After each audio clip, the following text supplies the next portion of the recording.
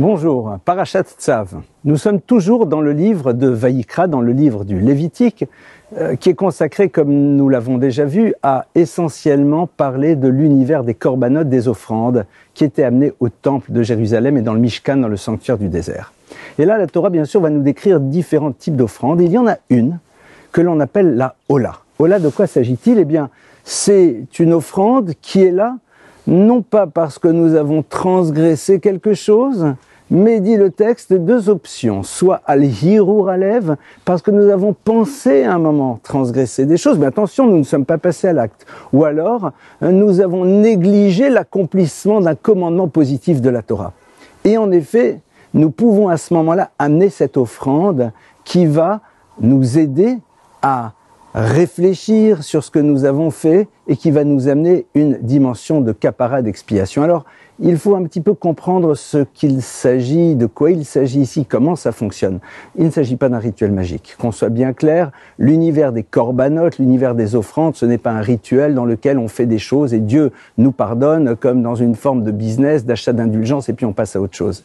Évidemment, nous réfléchissons au fait que ce que nous amenons comme offrande aurait pu être nous-mêmes. Et ça nous amène à réfléchir sur notre vie, notre existence, sa précarité, les dimensions fondamentales de celle-ci.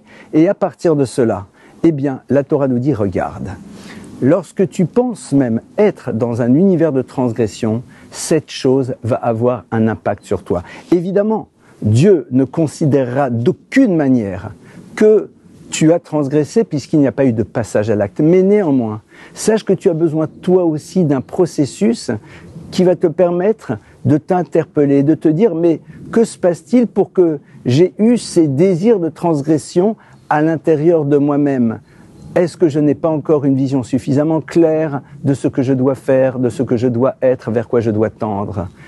Quelque part, c'est notre vie à nous tous. Évidemment, nous ne sommes pas des anges. Mais savoir que la Torah nous propose de réfléchir à ce qui se joue dans nos pensées, eh bien, doit être un élément qui nous ouvre à de très belles perspectives. Pourquoi? Parce que souvent, nous avons peur de nos pensées. La Torah nous dit, mais non, tu peux avoir toutes sortes de pensées, ça fait partie de la réalité de l'humain. Seulement, ne les mets pas de côté. Ne t'imagine pas qu'elles sont là et qu'elles ne jouent aucun rôle à l'intérieur de ton existence.